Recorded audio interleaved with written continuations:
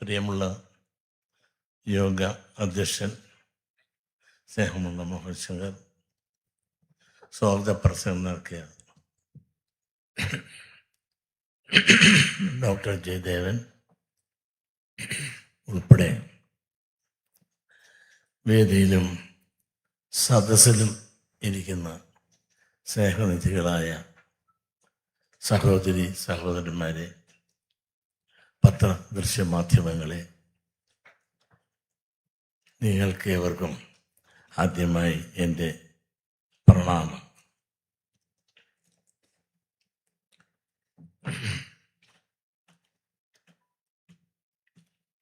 എവിടെ തുടങ്ങണം എവിടെ നിർത്തണമെന്നറിയാതെ ഞാൻ വിഷമിക്കാം. നിങ്ങളെ കണ്ടപ്പോൾ തന്നെ എനിക്കൊരു സഭാകമ്പം വന്നതുപോലെ. പ്രവർത്തകർ പ്രതീക്ഷിച്ചതിനേക്കാൾ വളരെ കൂടുതൽ ആളുകൾ പന്തലും നിറഞ്ഞു കവിഞ്ഞ് ഈ വലതുവശത്തായി ഇത്തരം തന്നെ ആളുകൾ പുറത്ത് നിൽക്കുന്നു. അവരെല്ലാം നോക്കിയാണ് വെയിലുകൊള്ളുകയാണ്. അതായത് പ്രവർത്തകർ പ്രതീക്ഷിച്ചതിനേക്കാൾ എത്രയോ ഇരട്ടി ആളുകൾ ഈ കൊല്ലം ജില്ലയിൽ നിന്ന് മാത്രം ഇവിടെ വന്നു എന്ന് കാണുമ്പോൾ എനിക്കേറെ സന്തോഷവും അഭിമാനവും. കാരണം കൊല്ലം ജില്ലയിലുള്ളവർ സമുദായത്തെ ഏറെ സ്നേഹിക്കുന്നു.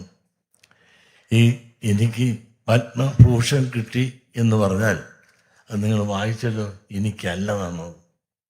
മമ്മൂട്ടി പത്മഭൂഷൺ കിട്ടി, അത് മമ്മൂട്ടിയുടെ അഭിനയത്തിനാണ്, അദ്ദേഹത്തിൻ്റെ കഴിവിനാണ് കൊടുത്തത് പത്മഭൂഷൺ.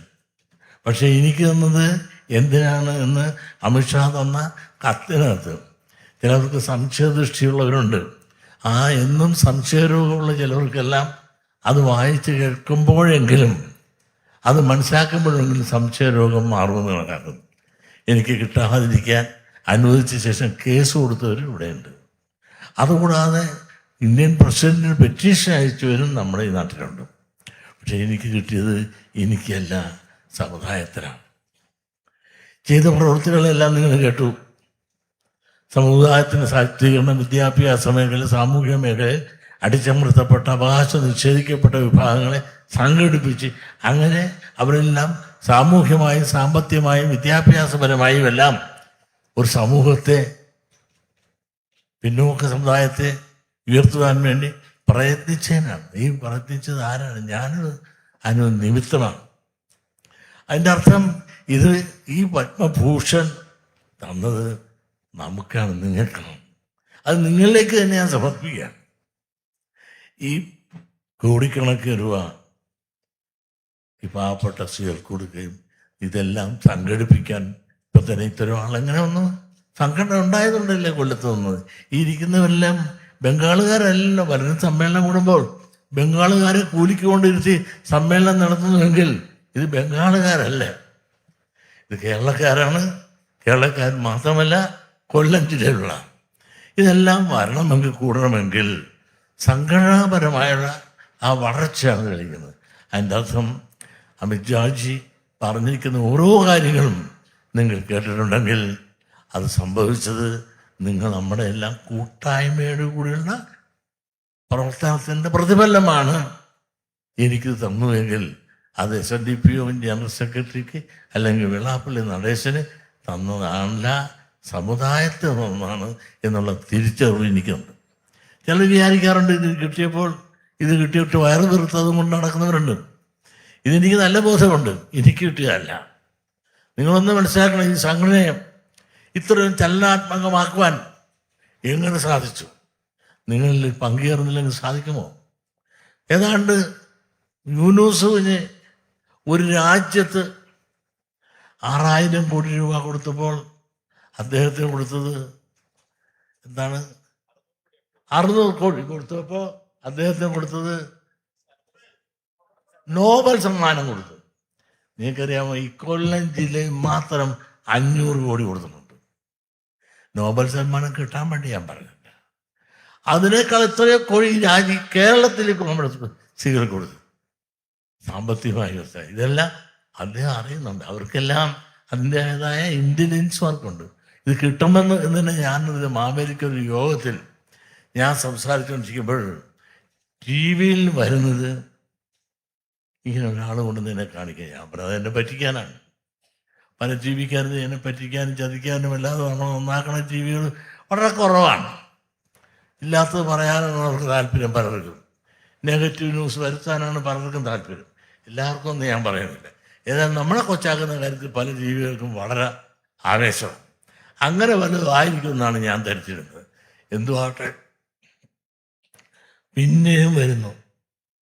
അവസാനം പലതിനെ കൊണ്ട് പലരും കാണിച്ചപ്പോൾ മാവേലിക്കരയിൽ ഡോക്ടർ പറഞ്ഞത് അതല്ല, ഇത് അനൗൺസ് ചെയ്തതാണെന്ന്. അങ്ങനെയാണ് ഞാൻ അനൗൺസ് ചെയ്തത്. നിങ്ങളൊന്ന് ആലോചിക്കണം. അതിന് കഴിഞ്ഞ ശേഷം കേസ് കൊടുത്തു. നമ്മൾ എന്ത് ചെയ്താലും അതിനെ എതിർക്കാൻ ചില ശക്തികൾ. നിങ്ങൾ ഇന്നൊന്ന് ആലോചിച്ചോ. ഇന്ന് തന്നെ ഒരു ടി വിയിൽ എന്താ പറയുന്നത്, പിണറായി വിജയൻ ഭരണത്തിൽ നിന്ന് പോകാൻ നേരത്തിന് മുമ്പ് SNDP യോഗത്തിന് SN ട്രസ്റ്റിന് കുറേ അധികം കോഴ്സ് അനാവശ്യമായി പോസ്റ്റ് ചെയ്ത് തന്നു എന്നാണ് പറഞ്ഞുകൊണ്ട് ആ ചാനല് അടിച്ചു തകർക്കുക. നിങ്ങൾ ഒരു സത്യം മനസ്സിലാക്കണം. പിണറായിയുടെ ഭരണകാലത്ത് നമുക്കൊരു സഹായം ലഭിച്ചിട്ടില്ല, സഹായം ചോദിച്ചിട്ടുമില്ല. എത്രയോ കൊല്ലങ്ങളായി നമ്മുടെ കോളേജുകളിൽ 2002 തൊട്ടുണ്ട് കിടക്കുന്ന റിട്ടയർ പോസ്റ്റുകളാണ്, അല്ലാതെ ന്യൂ പോസ്റ്റുകളല്ല. ആ റിട്ടയർ പോസ്റ്റുകൾ ചോദിച്ചു പലർക്കും കൊടുത്തുകൊണ്ടിരുന്ന് നമുക്ക് തന്നു എന്നുള്ള നേര് തന്നെയാണ്. അത് ഇൻ്റർവ്യൂ ചെയ്യാനുള്ള അനുവാദം തന്നു. ഇൻ്റർവ്യൂ ചെയ്ത് പകുതിയോളം പോസ്റ്റുകൾ ആളെ ഫില്ലപ്പും ചെയ്തു. ഇനി പകുതിയോളം പേരെ ഫില്ലപ്പ് ചെയ്യണമെങ്കിൽ ആ നോമിനിയുടെ പീരീഡ് എക്സ്റ്റൻഷൻ കിട്ടണമായിരുന്നു. അതിന് വന്നപ്പോൾ പുതിയ ഭരണക്കാരാണ്, കോൺഗ്രസിൻ്റെ നേതൃത്വത്തിൽ ഭരണം വന്നു. ഞങ്ങൾ എക്സ്റ്റൻഷൻ ചോദിച്ചു. അപ്പോഴാണ് ഇവിടെ 100,000 പരാതികളുമായിട്ട്. ഇത് മുഴുവൻ കാശടിക്കാനാണ്, ഒന്നും ചെയ്യാനില്ല, ഇത് പിണറായി പോകാൻ നേരത്ത് കൊടുത്ത പാരിതോഷികമാണ്, ചതിവാണ്, വഞ്ചനയാണ്, ഇല്ലാത്തതാണ്, ഇത് പരിശോധിക്കണം എന്നൊക്കെ പറഞ്ഞ് ഈ ഗവൺമെൻറ്റിനെ കൊണ്ട് നമ്മളിൽപ്പെട്ട തന്നെ കുലംകുത്തികളാണ് കൊടുത്തത്. അവിടെ ദിവസം ജോലി ചെയ്താണ്. സർക്കാർ തൽക്കാലത്തേക്ക് തടഞ്ഞു വെച്ചു. കാര്യങ്ങൾ മനസ്സിലാക്കിയപ്പോൾ റിലീസ് ചെയ്തു. ആ റിലീസ് ചെയ്തപ്പോൾ രണ്ടാമത് നമ്മൾ ഇൻ്റർവ്യൂ സ്റ്റാർട്ട് ചെയ്തു. അപ്പോൾ ഇന്നൊരു TV-കാരൻ റിപ്പോർട്ട്, പേര് തന്നെ ഞാൻ പറയാം, എന്നെ എന്ത് നിങ്ങനെ കൊലക്കറി കയറ്റിയാലും തിരക്കില്ല, പരമ പന്നകളാണ് അവരെന്ന് പറയാനൊക്കത്തില്ല. ഈ റിപ്പോർട്ടർ ചാനലിൽ അവൻ ആത്മാർത്ഥമായി നെഞ്ചത്ത് കൈകൊണ്ടെങ്കിൽ ഇത്തരം കൊള്ളരുതാത്തവനും കള്ളനും ദുഷ്ടനും രാജ്യത്തെ വഞ്ചിച്ച് മരം കൊള്ള ചെയ്യുന്നവനാ. അവൻ രാജ്യത്തെ പറ്റി ബാക്കിയുള്ളവരെ കുറ്റം പറയണമെങ്കിൽ അയാൾ ആദ്യം അവരുടെ പരിശുദ്ധി നോക്കട്ടെ.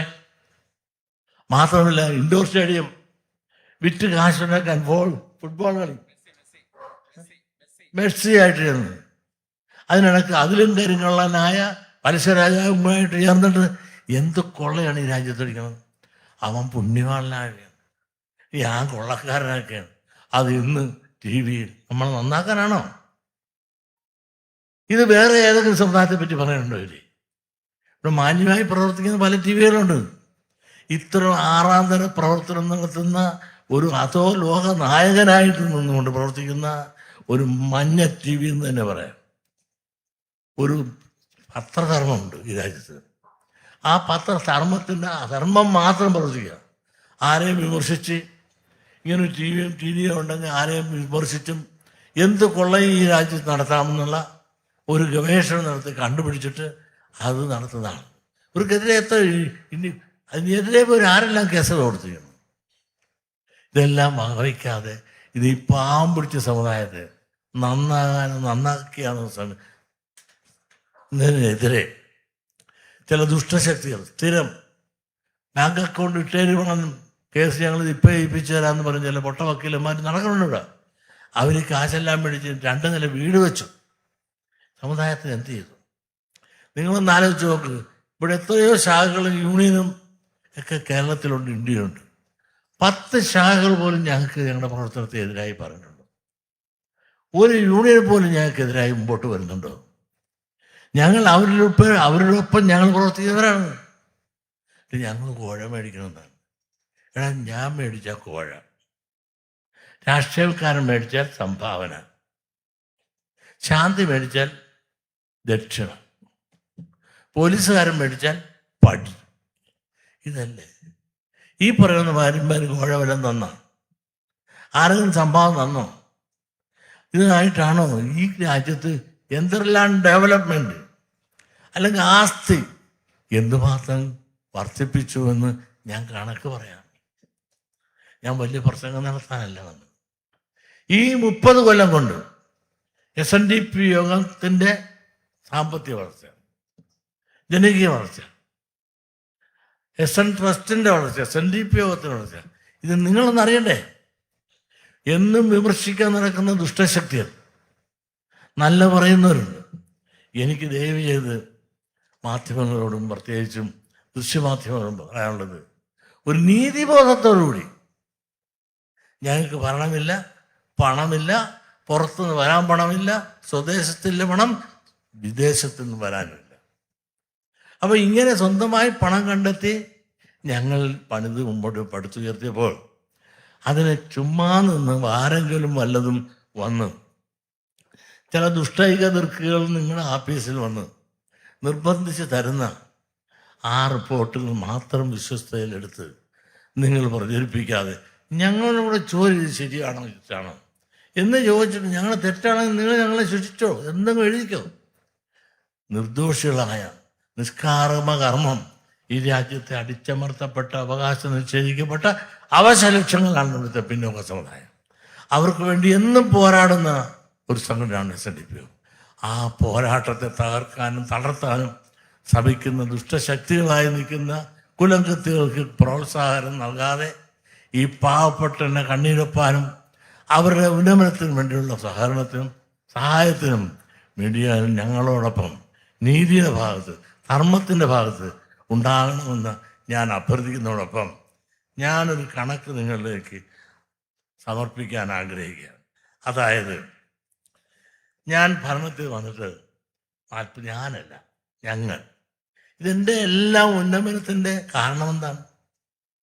വല്ല തർക്കമുണ്ടോ? പണ്ടെല്ലാം യൂണിയൻ വാർഷികമോ യോഗ വാർഷികമോ SNDPൻ്റെ കുടുംബം തമ്മിലടിയും വഴക്കുമാണ്. ഇന്ന് വല്ലതുണ്ടോ 30 കൊല്ലമായിട്ട്? എങ്കിൽ എന്ത് ദേഹോദര സഹോദര ഭാവേന ഞങ്ങൾ ചർച്ച ചെയ്യുന്നു. ഞങ്ങളിത് 30 കൊല്ലത്തിന് മുമ്പ് RDCയുടെ തെരഞ്ഞെടുപ്പുണ്ടായിരുന്നു. 10 RDCയിൽ ഞാൻ തോറ്റുപോയി. ഒരു RDC കൊല്ലം ജില്ലക്കാരാണ് ജയിച്ചത്. മോഹൻ എന്താ ചെയ്തത്? നമുക്ക് നന്നായി പോകണമെങ്കിൽ ഒന്നിച്ച് പോകണം, 10 പേരോടുകൂടി നമുക്ക് ചേർന്ന് നിന്ന് അങ്ങനെ കൊല്ലം RDC ഒന്നിച്ച് ഞങ്ങൾ ഭിന്നിപ്പിക്കാൻ പലരും നോക്കുന്നുണ്ട്.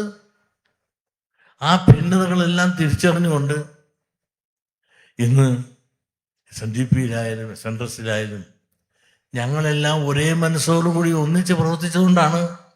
അല്ലാതെ വെള്ളാപ്പള്ളി നടേശൻ്റെ കഴിവല്ല, പത്മഭൂഷൺ എനിക്ക് കിട്ടിയത് എൻ്റെ കഴിവല്ല. ഞങ്ങളെല്ലാം ഒന്നിച്ച് പ്രവർത്തിച്ചതിൻ്റെ പരിണിത ഫലമാണ് നമുക്ക് ഈ വിജയത്തിൻ്റെ പിന്നിൽ ആ മഹാശക്തി. ആ മഹാശക്തിയാണ് തകർത്താൻ പല പൂവാലന്മാരും നടക്കുന്നു, മോഹഭംഗവും നടക്കുന്നു, സ്ഥാനമോഹികൾ നടക്കുന്നു. ഇവരെന്തർപ്പണ മനോഭാവം സമുദായത്തിനുണ്ട്. ഇവരെന്ത് പൈസ ഈ സഹായത്ത് കൊടുത്തിട്ടുണ്ട്. ചില്ലിക്കാശ് പോലും കൊടുക്കാതെ ഇവിടുന്ന് എന്തെങ്കിലും തട്ടിയെടുക്കാൻ മാർഗമുണ്ടെങ്കിൽ അതും തട്ടിയെടുക്കാനോ, അതല്ലെങ്കിൽ സംഭാവന പിരിക്കാൻ വേണ്ടി ബാങ്ക് അക്കൗണ്ടും തുറന്നിട്ടുണ്ട്. നിൽക്കല്ലേ, നിങ്ങൾ അങ്ങോട്ട് അയച്ചേരെന്ന് പറഞ്ഞ് കുറേ കോഴന്മാർ അവിടെയെല്ലാം കാശ് അയച്ചു കൊടുത്ത് അവർ അബദ്ധത്തിൽ കിടക്കുകയാണ്. ഇതെല്ലാം നിങ്ങളൊന്ന് മനസ്സിലാക്കിക്കൊണ്ട് ഞങ്ങളുടെ ഭരണകാലത്ത്, എൻ്റെ അല്ല, ഞങ്ങളുടെ ഭരണകാലത്ത് SNDP യോഗത്തിലുണ്ടായ ആസ്തി എന്താണെന്ന് ഞാൻ പറയാം. ഞങ്ങൾ ഭരണത്തിൽ വരുമ്പോൾ SNDP യോഗത്തിന് 1996 93 വർഷം കൊണ്ടുണ്ടായ ആസ്തി 78,62,162 രൂപ. ഇതെല്ലാം അതാത് കാലങ്ങളിൽ ആഡിറ്റ് ചെയ്ത് പ്രസിദ്ധീകരിച്ച ബാലൻസ് ഷീറ്റ് നിങ്ങൾക്ക് നോക്കിയാൽ മനസ്സിലാകും. എന്നാൽ ഇന്ന് 2006 ഞങ്ങളുടെ പ്രസിദ്ധീകരിച്ച ബാലൻസ് ഷീറ്റിൽ ഇന്നുള്ളത് എത്രയാണെന്ന് ചോദിച്ചാൽ 339,74,84,85,000 രൂപ. അതായത് 432.13 ഇരട്ടി വർധനവുണ്ടായി. എൻ്റെ വീട്ടിൽ നിന്ന് കൊണ്ടുവന്നതല്ല, കോഴയാണെങ്കിൽ കോഴ കിട്ടിയതാണ്. അതെല്ലാം മുടക്കിക്കൊണ്ടാണ് ഇതെല്ലാം ഉണ്ടായത്. ഈ പറഞ്ഞവരാരെങ്കിലും 10 പൈസ തന്നിട്ടുണ്ടോ? ഇത് ബുക്ക് വാല്യൂ ആണ്. ഇന്ന് എൻ്റെ ആക്ച്വൽ വാല്യൂ എടുത്താൽ ഇതിനൊക്കെ എത്രയോ ഇരട്ടിയാണ്. എന്നാൽ നിങ്ങൾ എസ് എൻ ട്രസ്റ്റിൻ്റെ നിങ്ങൾ നോക്കൂ. എസ് എൻ ട്രസ്റ്റിൽ ഞാൻ പറഞ്ഞ ഭാരം ഇടുമ്പോൾ അതിൻ്റെ ആസ്തി 6,22,37,322 രൂപയാണ്. ഇപ്പോൾ അതിൻ്റെ ആസ്തി 30 വർഷം കൊണ്ട് 142,85,44,000 രൂപ, അതായത് 23 ഇരട്ടിയായി. ഇതെൻ്റെ വീട്ടിൽ നിന്ന് കൊണ്ടുവന്ന കാശല്ല. ഇവിടെ നടത്തിയ നിർമ്മാണ പ്രവർത്തനം ഉൾപ്പെടെ എത്രമാത്രം നിർമ്മാണ പ്രവർത്തനം കൊല്ലം ജില്ലയിൽ തന്നെ നടത്തിയ നിർമ്മാണ പ്രവർത്തനം ഞാൻ പറയാം. ഇത്രയും അരട്ടി ഉണ്ടായി എന്നത് ബുക്ക് വാല്യൂ ആണെങ്കിൽ ആക്ച്വലായി ഇതിൻ്റെ മാർക്കറ്റ് വില വെച്ച് ഇടുകയാണെങ്കിൽ എത്രയോ കോടിയായിരിക്കും ഇതിൻ്റെ വാല്യൂ എന്ന് നിങ്ങൾ സ്വയം ചിന്തിച്ചാൽ നമ്മുടെ ഇത് നമുക്ക് ആരെങ്കിലും വിദേശത്ത് തന്നോ, സ്വദേശത്ത് ആരെങ്കിലും ഇങ്ങോട്ട് എത്തിച്ചു തന്നോ അറിഞ്ഞ് നമ്മളിൽപ്പെട്ട ഒരു ഭാഗമല്ലേ. മാത്രമല്ല, നിങ്ങൾ എത്ര മൈക്രോ ഫൈനാൻസിനെ പറ്റി പറഞ്ഞു. ഞാൻ കൊള്ളനാണ് മൈക്രോ ഫൈനാൻസ് അടിച്ചത്. നിങ്ങളൊന്ന് ആലോചിച്ച് നോക്കി. ഇരിക്കുന്ന യൂണിയൻ്റെ നേതാക്കന്മാർ സൃഷ്ടിക്കുന്ന നേതാക്കന്മാർ ഇവർക്കറിയാം. അതുപോലെ നമ്മുടെ സമുദായക്കാർക്കറിയാം. വെള്ളാപ്പള്ളി നടേശൻ്റെ മൈക്രോ ഫൈനാൻസിൻ്റെ പേരിൽ 5 പൈസയില്ല.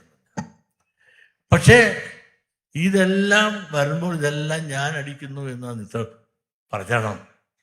ഇങ്ങനെ പത്രമാധ്യമങ്ങളും ദൃശ്യമാധ്യമങ്ങളും നിരന്തരം പറഞ്ഞ് നേരെ നുണയാക്കി ഗീൽബർട്ട്സിൻ്റെ സിദ്ധാന്തം. നിങ്ങളൊന്ന് ആലോചിക്കണം. ഈ കൊല്ലം ജില്ലയിൽ മാത്രം കരുനാഗപ്പള്ളി 147 കോടി രൂപ കൊടുത്തിട്ടുണ്ട് മൈക്രോ ഫൈനാൻസ്. കടക്കലിൽ 14,42,44,000 രൂപ കൊടുത്തിട്ടുണ്ട്. ചാത്തന്നൂരിൽ 20 കോടി കൊടുത്തിട്ടുണ്ട്. കുണ്ടറയിൽ 52,12 ലക്ഷം രൂപ കൊടുത്തിട്ടുണ്ട്. കൊട്ടാരക്കരയിൽ 75 കോടി കൊടുത്തിട്ടുണ്ട്. കൊല്ലം 30 കോടി കൊടുത്തിട്ടുണ്ട്.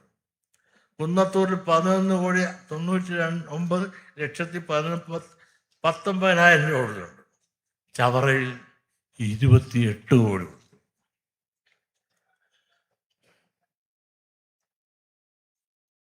പുനലൂരിൽ 42 കോടി യൂണിയൻകാർ കൊടുത്തിട്ടുണ്ട്.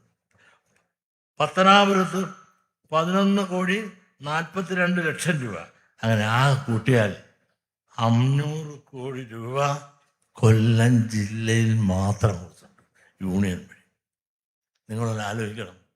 ഇത്രയും രൂപ കൊല്ലം ജില്ലയിൽ സാധാരണക്കാരായ സ്ത്രീകളിൽ എത്തിക്കുകയും ആ 500 കോടി രൂപ മൾട്ടിപ്ലൈ ചെയ്ത് പിന്നീട് സർക്കുലേറ്റ് ചെയ്ത് നമ്മുടെ സഹോദരികൾ ഉപയോഗിക്കുകയാണ്. അപ്പോൾ എത്ര ആയിരം രൂപ, എത്ര കോടി രൂപയുടെ ട്രാൻസാക്ഷൻ.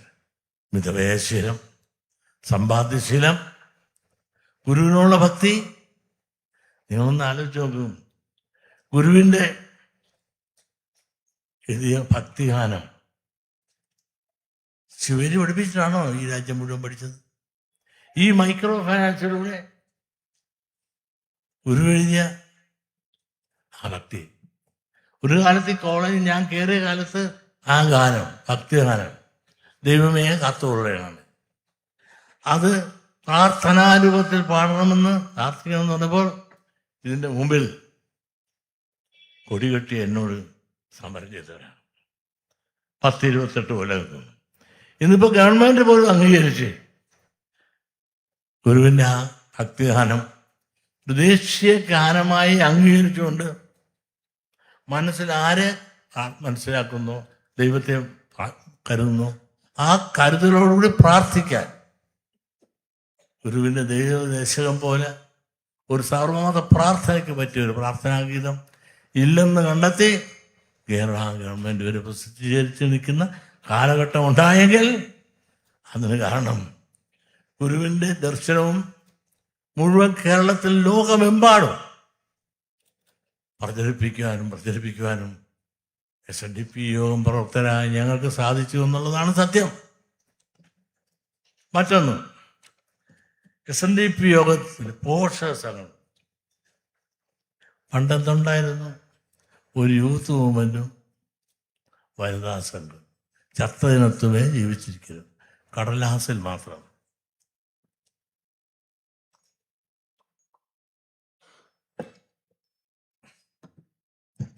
ഇന്ന് നല്ല പ്രവർത്തനോന്മുഖമായി നിൽക്കുന്ന 10 സംഘടനയിൽ പ്രവർത്തിക്കുന്നു. സമുദായത്തിലെ ആമാനവൃദ്ധ ജനങ്ങളെ ഇതിലേക്ക് ഓർത്തിണക്കിക്കൊണ്ട് പ്രവർത്തിക്കുന്നു. വനിതാ സംഘം എത്രയോ യൂണിറ്റാണ് നമുക്ക് വനിതാ സംഘം. അതിലൂടെയും മൈക്രോ ഫൈനാൻസിൻ്റെ തന്നെ 75,000 യൂണിറ്റാണ് നമ്മൾ. യൂത്ത് മൂവ്മെൻറ്റ്, ചുണക്കുട്ടികളായ യൂത്ത് മൂവ്മെൻറ്റ്, അതോടെ മാനദിന യോഗം, കുമാരി സംഘം, വൈദിക യോഗം, സൈബർ സേന, Sreenarayana employees forum, Sreenarayana pensioners council, Sreenarayana Guru employees council, Sreenarayana Guru retired teachers council, പിന്നെ 10 സംഘടനകൾ, പോഷക സംഘടനകൾ ഇന്ന് SNDP യോഗത്തിലുണ്ട്. ഇതെല്ലാം സജീവമായി ആബാലവൃത്തൻ ജനങ്ങളെ ഇന്ന് ഇതിനോടൊപ്പം നിർത്തുവാൻ നമുക്ക് സാധിക്കുന്നുണ്ട്. പ്രിയമുള്ളവരെ, എനിക്ക് അല്പം ഇരിക്കണം. എൻ്റെ നടുവിന് ചെറിയൊരു പ്രശ്നമുണ്ട്. ഒരു കസേര തരാം,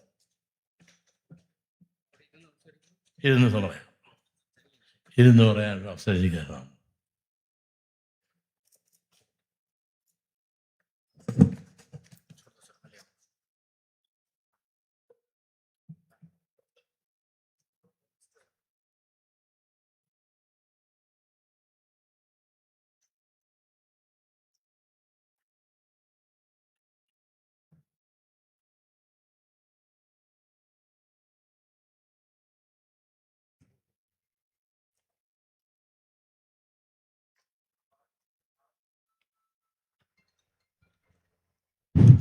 പത്തോളം പോഷക സംഘടനകൾ വളരെ സജീവമായി നിൽക്കുന്നു എന്നുള്ളതുകൊണ്ടാണ്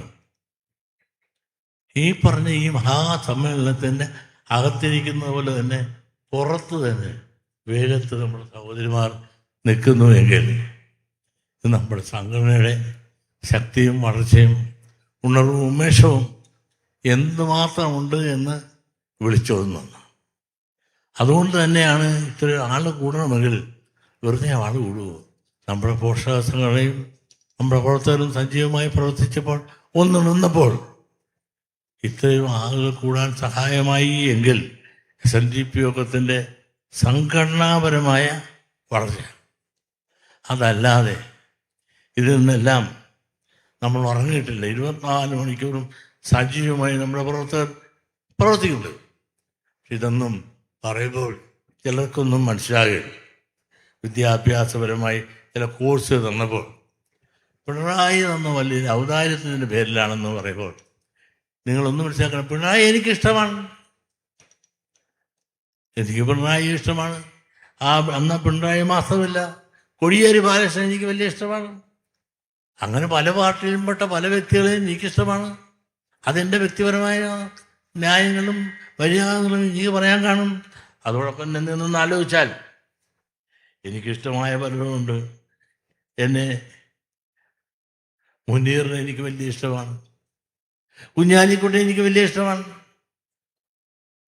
അതോടൊപ്പം തന്നെ ഉമ്മൻചാണ്ടി എനിക്കിഷ്ടമാണ്, AK ആൻ്റണി ഇഷ്ടമാണ്. സത്യം പറഞ്ഞതിൻ്റെ പേരിലല്ലേ AK ആൻ്റണി ന്യൂനപക്ഷങ്ങൾ അർഹതപ്പെട്ടതിനേക്കാൾ കൂടുതൽ കൊണ്ടുപോകുന്നു എന്ന് പറയുമ്പോൾ ഉമ്മൻചാണ്ടി ആൻ്റണി ഇവിടുന്ന് പോയിട്ടല്ലേ രാജിവെച്ച് പോയത്? ഇവിടെ നമ്മൾ കൊടുത്തിട്ട് സ്വീകരണം കഴിഞ്ഞിട്ട് പോയല്ലേ രാജിവെക്കേണ്ടി വന്നത്? മുനീർ ആരാണ്? മുഹമ്മദ് കോയയുടെ മകനാണ്. നല്ല സ്വഭാവ ഗുണമുള്ള ഒരാളാണ്. കുഞ്ഞാലിക്കുട്ടിക്കും കുറേയെല്ലാം മഹത്വമുള്ള ഒരാളാണ്. ഇതൊന്നും നമ്മൾ കൊച്ചാക്കി കളഞ്ഞിട്ട് കാര്യമില്ല. മാത്രമല്ല, എനിക്ക് മഹത്വമുള്ള വേറെ പലരുണ്ട് ഇവിടെ. എനിക്ക് ഏറ്റവും കൂടുതൽ ഇഷ്ടമുള്ള ഒരാളാണ് ബേബി ജോൺ. എന്തേ ഇഷ്ടപ്പെട്ടു എന്ന് ചോദിച്ചാൽ നിങ്ങളൊന്ന് ആലോചിക്കണം. ശങ്കർ സാർ നമ്മളിൽ നിന്നും വിട്ടുപോയ ശേഷം എത്രയോ കൊല്ലമായി വിദ്യാഭ്യാസ സ്ഥാപനങ്ങൾ ആരെങ്കിലും അനുവദിച്ചോ? അതിനിടയിൽ ഇടതുപക്ഷ ഗവൺമെൻറ്റിലുണ്ടായിരുന്ന അന്നത്തെ വിദ്യാഭ്യാസ മന്ത്രിയായിരുന്നു ബേബി ജോൺ.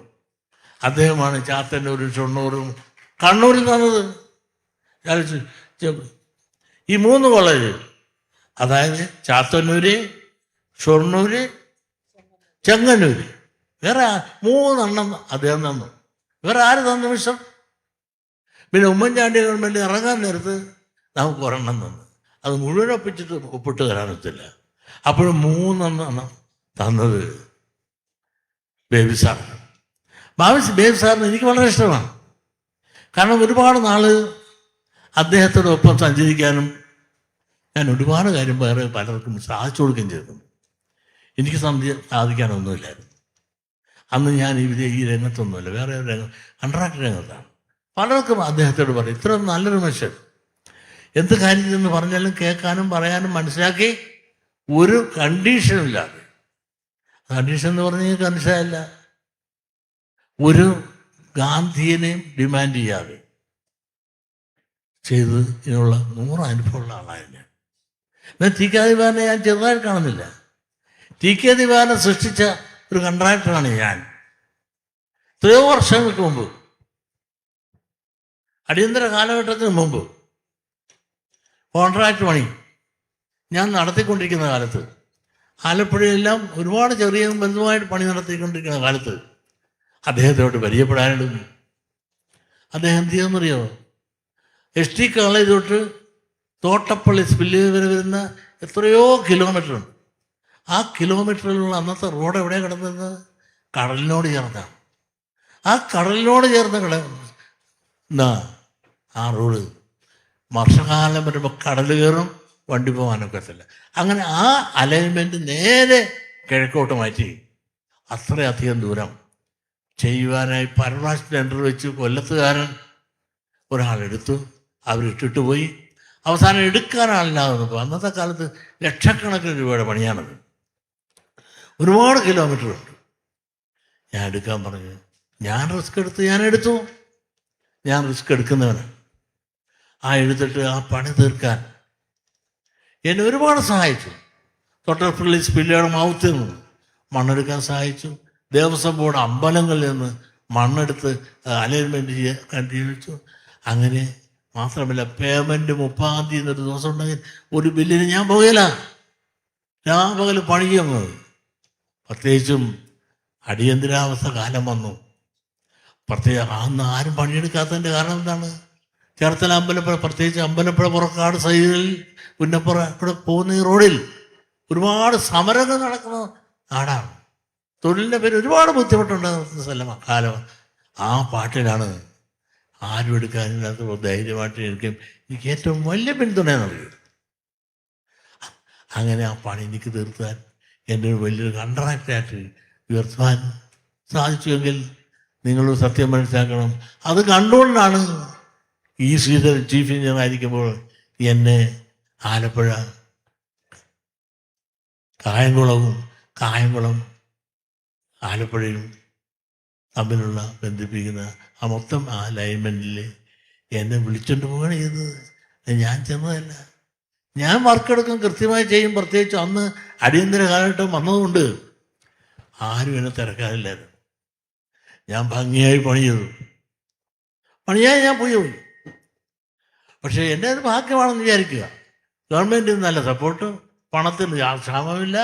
അങ്ങനെ വൃത്തിയായും ഭംഗിയായും പണി ചെയ്യാനും സാധിച്ചു, സ്പീഡിൽ ചെയ്തു. ഇതിൻ്റെ ഗുണം കൊണ്ടാണ് എന്നെ കൊങ്കൺ റെയിലേക്ക് നമ്മുടെ തീരദേശ റെയിൽവേക്ക് എന്നെ വിളിപ്പിച്ചാണ് ശ്രീധരൻ സാർ. അന്ന് ശ്രീധരൻ സാറ് ചീഫ് എഞ്ചിനീയറാണ്. എന്നെ വിളിപ്പിച്ചിട്ട് പറഞ്ഞു, ഇങ്ങനെ ഞാൻ എറണാകുളത്ത് നിന്ന് കായംകുളം വരെ, ആലപ്പുഴ കായംകുളം വരെ ഉള്ളൊരു അലൈൻമെൻറ്റ് ചെയ്യാൻ വർക്ക് ചെയ്യാൻ ടെൻഡർ ചെയ്യാൻ പോകണം, നിങ്ങൾ ആ വർക്ക്. ഞാൻ പറഞ്ഞു, ഞാൻ ലൈസൻസ് ഇല്ല, ഒന്നുമില്ല, ഞാൻ എങ്ങനെ സാറേ ആ ലൈസൻസ് ചെയ്യാൻ തരും? ഞാൻ പറഞ്ഞു, ലോവസ്റ്റ് ഹയസ്റ്റ് ഞാനതിൽ എനിക്ക് നിയമം അറിയാമല്ലായിരുന്നു. റെയിൽവേയിലുള്ള നിയമനം ഇവിടുത്തെ നിയമനം തമ്മിൽ വ്യത്യാസമുണ്ട്. ഇവിടെ 1 രൂപയെങ്കിലും ലോവസ്റ്റിലെ പണി കിട്ടില്ല. അവിടെ ലോവസ്റ്റ് ഹയസ്റ്റ് നോക്കാല്ല. പണി എഫിഷ്യൻ്റായിട്ട് ചെയ്യാവുന്നതിന് പണി കൊടുക്കും. അങ്ങനെയാണ് എനിക്ക് ഇവിടെ വിളിച്ചു തന്നാണ്. വിളിച്ചു തന്ന് ഭംഗിയായി ഞാൻ പണി തീർത്തു. എൻ്റെ ആ പണി നല്ലതാണെന്ന് കണ്ടുകൊണ്ട് എന്നെ വിളിച്ചിട്ട് കൂടാണ് മധുര ഡിണ്ടിയല്ലേ എന്നെ കൊണ്ട് ജയിച്ച് ബ്രോക്കേജ് ആട്ടാണ്. അത് കഴിഞ്ഞാണ് ഈ പണിയെല്ലാം തീർത്ത് കഴിഞ്ഞപ്പോഴാണ് എന്നെ നേരെ കൊങ്കൺ റെയിൽവേക്ക് വിളിച്ചുകൊണ്ട് പോയതാണപ്പാ. ഞാൻ വിളിച്ചപ്പോൾ പറഞ്ഞു ഞാനില്ല, നല്ല ലൈസൻസില്ല, വേണ്ട ഞാൻ തന്നോളാം എന്ന് പറഞ്ഞ് അവിടെയും സീസൺ സാർ എനിക്ക് ലൈസൻസ് തന്ന് ഞാൻ കൊങ്കൺ റെയിൽവേ പണിത് ആ പണി തീരാറായ സമയത്താണ് ഞാൻ SNDP യോഗത്ത് വന്നത്. അത് എൻ്റെ ഗുണം കൊണ്ട് ഞാൻ ജയിച്ചതല്ല, അങ്ങനെ തോന്നലും എനിക്കില്ല. പണ്ടിൻ്റെ ആഘവും വക്കീലിനെ ജയിപ്പിക്കാൻ വേണ്ടി കൂടെ നടക്കും ഞാൻ. ഇലക്ഷൻ വരും, ഇലക്ഷൻ തോക്കുകയും ജയിക്കുകയും ചെയ്തിട്ടുണ്ട്. ഒരു തവണ തോറ്റപ്പോൾ ഞാൻ കടപ്പുറം വഴിയാണ് പോയത്, കൊല്ലംകാരെ പേടിച്ച്. പിന്നെ പല പ്രാവശ്യം ജയിക്കുകയും ചെയ്തു. എന്തുമാട്ടെ, ആ പണിയിലാണ് ശാശ്വാനന്ദ സ്വാമിയും കേരളമതി പത്രാതും മണിയും കൂടെ എന്നെ നിർബന്ധിച്ചത്. എന്നെ നിർബന്ധിച്ച് എന്നോടുള്ള ഇഷ്ടം കൊണ്ടല്ല, അന്നത്തെ എതിരാളികൾ തോൽപ്പിക്കാൻ കണ്ടെത്തിയ ഒരാൾ എന്ന നിലയിൽ, പ്രത്യേകിച്ച് വന്ന് ഗോപിനാഥനൊക്കെ ഇരിക്കുന്ന കൊണ്ട് സമുദായത്തെ നശിപ്പിച്ച് അതോടൊപ്പം തന്നെ ശിവഗിരി ആക്ഷൻ നടത്തി, അവിടെ പോലീസ് നരനാട്ടം നടത്തി സമുദായത്തെ ആകെ വെറുപ്പിച്ചിട്ടിരിക്കുന്ന ആ സമയത്ത് അതിനൊരു നേതൃത്വം കൊടുക്കുവാനും ആൻ്റണിയൊരു സമുദായത്തിന് നേതാവില്ല എന്ന് പോലും പറഞ്ഞുകൊണ്ട് ആക്ഷേപിച്ചിരുന്നൊരു കാലഘട്ടം വേണം നിങ്ങൾ ആലോചിക്കണം. ഇന്നിപ്പോൾ നേതാവില്ലെന്ന് പറയുവാൻ ഈ രാജ്യത്ത് ഏതെങ്കിലും ഒരു രാഷ്ട്രീയ കക്ഷിക്ക് ധൈര്യമുണ്ടോ, തൻ്റെ ഇടമുണ്ടോ? അന്ന് അവനെ തിരക്ക് നമ്മൾ ചെന്ന് പറയലേ, ഇഷ്ടം പോലെ ഉണ്ട് നേതാവ്, അത് പറയാനുള്ള ചുണക്കുട്ടികളും നമുക്കില്ലേ? അങ്ങനെ ഒരു പരിസ്ഥിതിയിൽ എന്നെ അതിലേക്ക് നിർബന്ധിച്ചു. എൻ്റെ ദോഷമോ എൻ്റെ കഷ്ടകാലമോ നല്ല കാലമോ എന്നറിയില്ല, ഞാൻ അങ്ങനെ അകപ്പെട്ടു പോയി നിന്നു. എൻ്റെ ഗുണം കൊണ്ടല്ലെങ്കിലും എതിരാളിയുടെ ദോഷം കൊണ്ട് ഞാൻ ഉൾപ്പെടെയുള്ളവർ ജയിച്ചു എന്ന് മാത്രമല്ല, കഴിഞ്ഞ എതിർത്ത ഗോപിനാഥ മക്കൻ്റെയൊക്കെ പാനലിൽ കെട്ടിവെച്ച കാശുകളിലും കിട്ടിയില്ല. നിങ്ങളൊന്ന് കാര്യം മനസ്സിലാക്കണം. ഞാൻ വിചാരിച്ചു ഇതൊന്ന് ഈസിയായി കൊണ്ടു നടക്കാമെന്ന് ഞാൻ വിചാരിച്ചപ്പോഴാണ് എൻ്റെ പണിയും ഇതും കൂടെ കൊണ്ടു നടക്കണം എന്ന് ഞാൻ വിചാരിച്ചുവെങ്കിൽ എനിക്ക് സാധിക്കില്ല എന്ന് മനസ്സിലാക്കി. കാരണം അകത്ത് വന്നപ്പോൾ ഒരുപാട് എതിരെ, കള്ളൻ, തണ്ടൻ, മണ്ടൻ, കള്ളു കച്ചവടക്കാരൻ, മലയാളം പോലും അറിയാൻ പാടില്ലാത്തവൻ, ഇംഗ്ലീഷ് അറിയാൻ പാടില്ലാത്തവൻ എന്നൊക്കെ പറഞ്ഞ് എന്നെ എന്തെല്ലാം ആക്ഷേപിച്ചു. ചില പത്രങ്ങളെല്ലാം എന്നെ കൊല ചെയ്തു. ഇതെല്ലാം സഹിച്ചുകൊണ്ട് ഞാൻ വർക്ക് ചെയ്ത്. എൻ്റെ പൂർവാശ്രമത്തെ പറ്റി അവർക്കറിയില്ല. കാരണം നിങ്ങളൊന്ന് ആലോചിക്കണം, ഞാൻ 21 വയസ്സുള്ളപ്പോൾ തുടങ്ങിയാണ് പൊതുപ്രവർത്തനം. ഞാൻ സ്കൂളിലും വർക്ക് ചെയ്തിട്ടുണ്ട്. സ്കൂളിൽ ഞാൻ വർക്ക് ചെയ്ത് അവിടെ നേതാവായിരുന്നു. അവിടെ നേതാവായപ്പോൾ ഞാൻ എന്നെപ്പറ്റി പറഞ്ഞെന്താണ്, നാരങ്ങാമിട്ട കൊടുത്താണ് ഞാൻ നേതാവായത്. ഞാൻ ചെയർമാനായിരുന്നു ഞങ്ങളുടെ സ്കൂളിൽ ആദ്യത്തെ. SNDP യോഗത്തിൽ ഞാൻ ജയിച്ചപ്പോൾ എന്താ പറഞ്ഞ്, ഞാൻ ബിരിയാണി കൊടുത്തിട്ടാണ് തുടങ്ങുന്നത്. അന്ന് ചെറുപ്പത്തിൽ സ്കൂളിൽ നനയാൻ പറ്റി. എന്തുമാകട്ടെ, ഞാൻ ചെറുപ്പം തൊട്ട് തന്നെ ഈ പാവങ്ങളുടെ കണ്ണീരും അവരുടെ പ്രവർത്തന ശൈലിയും അവരുടെ വിഷമങ്ങളും എല്ലാം കണ്ടിട്ടുള്ള ഒരാളാണ്. ഞമ്മളുടെ ഒരു ജന്മിയായ ഒരാളുടെ മകൻ തന്നെയായിരുന്നു. അന്നത്തെ കാലത്ത് 1.5 ലക്ഷം നാളികേരവും എൻ്റെ അച്ഛനാണെങ്കിൽ സഞ്ചരിക്കുന്ന വാക്സോൾ വെയ്വിൻ എന്ന് പറഞ്ഞ ഫോറിൻ കാറിൽ. അന്നത്തെ കാലത്ത് എൻ്റെ അച്ഛൻ്റെ തൊഴിൽ കയർ ഫാക്ടറി ഉൽപ്പന്നം കയറ്റി അയക്കുന്ന, ഇംഗ്ലണ്ടിലേക്ക് അയക്കുന്നത്. എൻ്റെ മൂത്ത പെങ്ങൾക്ക് സീതനം കൊടുക്കാൻ വേണ്ടി എൻ്റെ അച്ഛൻ ഇംഗ്ലണ്ടിൽ നിന്ന് ആസ്റ്റിൻ A40 കപ്പലിൽ അന്ന് പരുത്തിയാണ് എൻ്റെ പെങ്ങൾക്ക് കൊടുത്തത്. ഞാൻ പ്രൗഢിക്ക് വേണ്ടി പറയല്ല, അങ്ങനെ വളരെ വലിയ സ്റ്റൈലിൽ എൻ്റെ അച്ഛൻ ചെറുപ്പത്തിലേ മരിച്ചുപോയി. എൻ്റെ 56 വയസ്സുള്ളപ്പോൾ എൻ്റെ അച്ഛൻ മരിച്ചുപോയി. പിന്നെ അമ്മ ഓമനിച്ച് വളർത്തി. പ്രത്യേകിച്ചും മക്കളില്ലാതെ പ്രാർത്ഥിച്ച്, ആമക്കളില്ലാതെ പ്രാർത്ഥിച്ച് വന്ന് അപ്പോഴാണ് പ്രസവിച്ചപ്പോൾ ഡബിളടിച്ച് എൻ്റെ അമ്മയ്ക്ക് 2 ആമക്കൾ, നടേശനും നടരാജനും. അങ്ങനെ കുറേ സ്വാതന്ത്ര്യം അമ്മ തന്നു. പക്ഷെ ആ സ്വാതന്ത്ര്യം ഉപയോഗിച്ചുകൊണ്ട് ഞാൻ ജീവിതത്തിൽ കള്ളുപിടിച്ചിട്ടില്ല, സിഗരറ്റ് വലിച്ചിട്ടില്ല, നാടകം കാണാൻ പോയിട്ടില്ല, സിനിമ എൻ്റെ തൊഴിലല്ല. ഇതൊക്കെ പറഞ്ഞിട്ട് എനിക്ക് ഗവൺമെൻറ് ഇവിടെ സമ്മാനമൊന്നും കിട്ടുകയില്ല. ഈ സമ്മാനം കിട്ടുകയെന്ന് എനിക്കറിയാം. പക്ഷെ ഇങ്ങനെയൊക്കെ നടക്കുന്നവരാണ് ഇവിടുത്തെ വലിയ കേമൻ. എന്നാലും ഞാൻ പാവങ്ങളുടെ അവരുടെ കമ്പനി എടുപ്പാൻ 21 വയസ്സുള്ളപ്പോൾ അവരോടൊപ്പം, അതായത് 68 കൊല്ലങ്ങൾക്ക് മുമ്പ് അവരോടൊപ്പം പ്രവർത്തിച്ചവനാണ് ഞാൻ. നിങ്ങളൊന്ന് മനസ്സിലാക്കണം. എൻ്റെ പൂർവാശ്രമം നിങ്ങൾക്ക് അറിയില്ലാത്തതുകൊണ്ട് അല്പം പറഞ്ഞു പോയതുള്ളൂ, ക്ഷമിക്കണം. പ്രത്യേകിച്ചും ഇവിടെ 5:30-ക്കുള്ളിൽ നിർത്തണമെന്നാണ് എല്ലാവരും പറയുന്നത്. എല്ലാവർക്കും വണ്ടി വന്ന് കണ്ടില്ലേ, അവരെല്ലാം വന്നു. ഇത്തരം ആൾ പുറത്ത് നിന്ന് കഷ്ടപ്പെടുകയാണ്. ഞാൻ അന്നത്തെ കാലത്ത് ഞങ്ങളുടെ വീട്ടിൽ ജന്മകുടിയാൻ നിയമം ഉള്ള കാലത്ത് എല്ലാവരും എവിടെയാണ് താമസിക്കുന്നത്?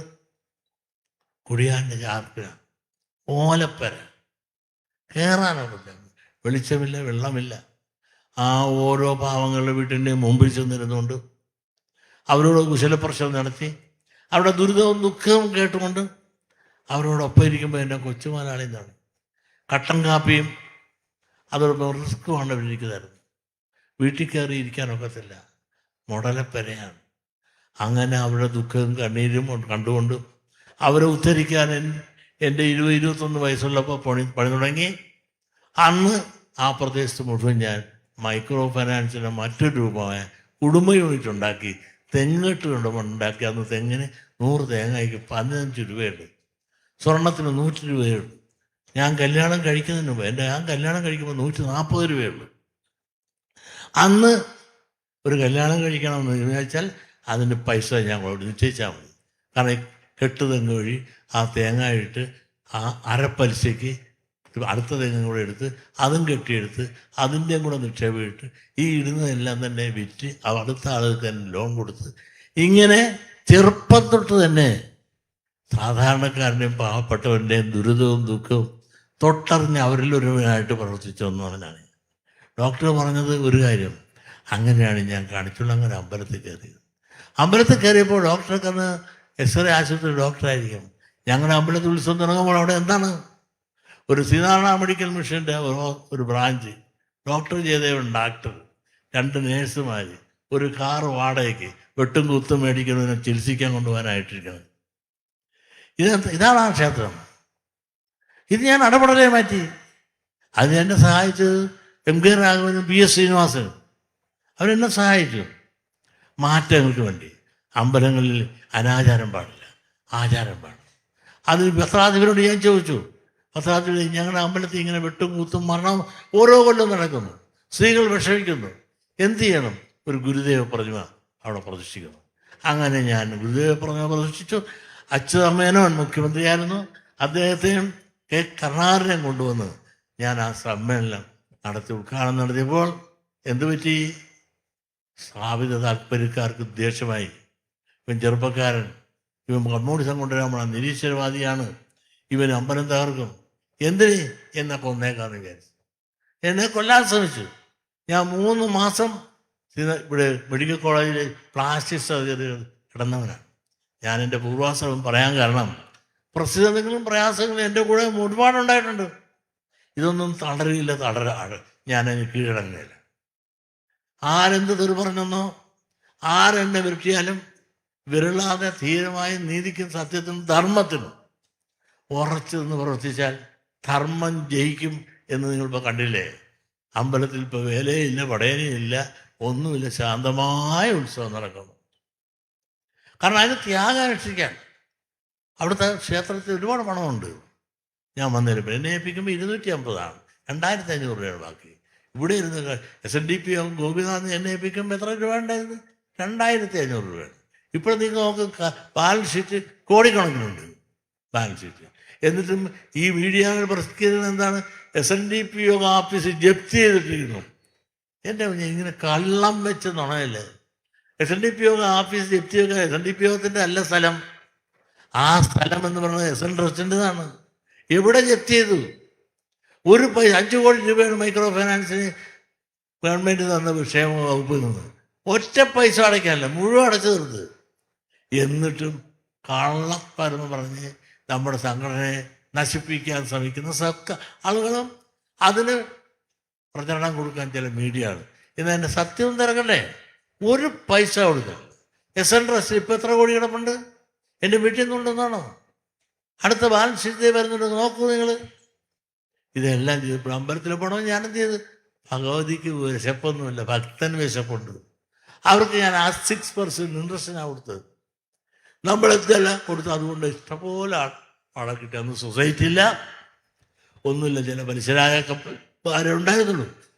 അതുപോലെ ഇവിടെ നമ്മളൊന്ന് ആലോചിച്ച് നോക്കൂ, ഇവിടെ എന്തെല്ലാം പലിശരാജാക്കന്മാർ നടന്ന് ഇവിടെ കുഴപ്പമുണ്ടാക്കി. ഈ മൈക്രോ ഫൈനാൻസ് വന്നതോടുകൂടി പലിശരാജാക്കന്മാരെല്ലാം പോയില്ലേ?